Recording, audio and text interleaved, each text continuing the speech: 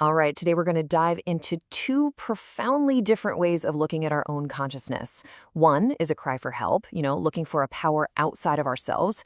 And the other, it's about assuming that power from within.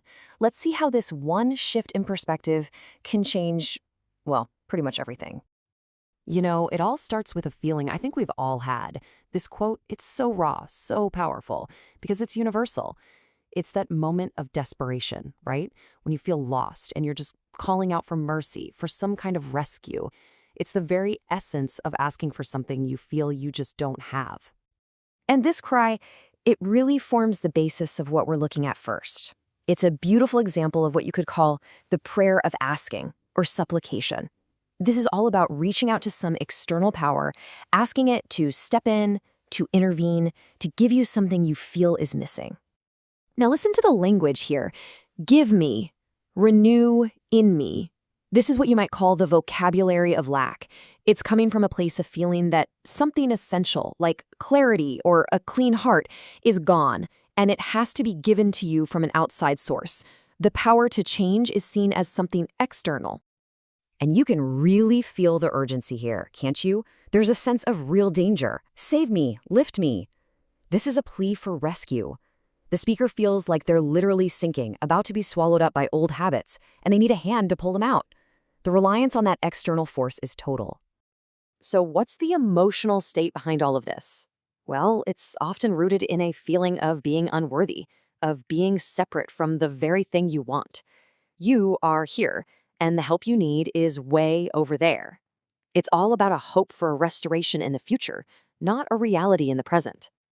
Okay, so take all of that and get ready for a major shift. We're about to pivot from that feeling of asking to a radically different perspective, the state of being. Let's explore how this builds a completely different reality. And this is the paradigm-shifting question, isn't it? This is at the heart of the second way of thinking. What if you don't need to cry out to be heard? What if you already have the attention, the connection, the power you're looking for? That question changes everything. And this leads us to this huge concept, assumption. Now, this isn't about wishing or hoping. It's about generating the actual feeling of your wish already being a reality. Think about it. It's like you're rewiring your own brain. You assume the feeling of your goal until that inner state, just through your focus and belief, starts to become your outer reality. So, this second text we're looking at, it isn't presented as a prayer at all. It's more like a script, a guide for consciously embodying a whole new state of being. It's not about asking for a new reality. It's about stepping right into it. And the text is super explicit about this. This is not a conversation with something outside of you. It's an internal declaration, a state of consciousness.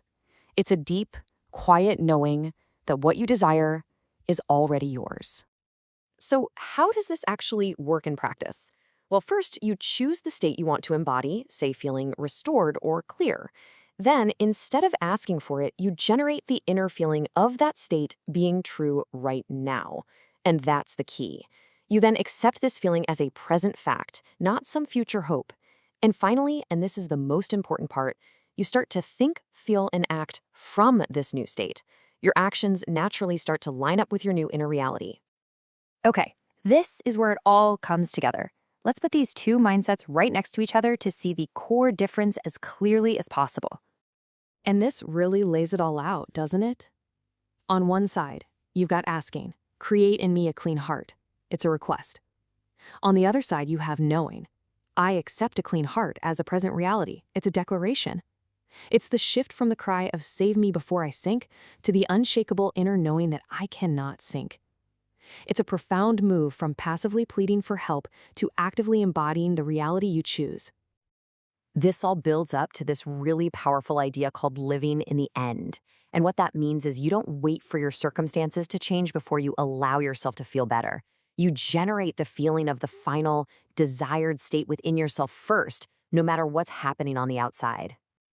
And that whole state is captured perfectly in these three little words from the script. It is done. Think about that for a second. It's not, please do it, or I really hope it will be done. It is a statement of absolute certainty, a declaration that it's complete. The inner work is finished. So, we'll end with a question for you to chew on. Whether you're consciously aware of it or not, you are always assuming some state of being. We're all living in the feeling of a certain reality. The only question is, which one is it?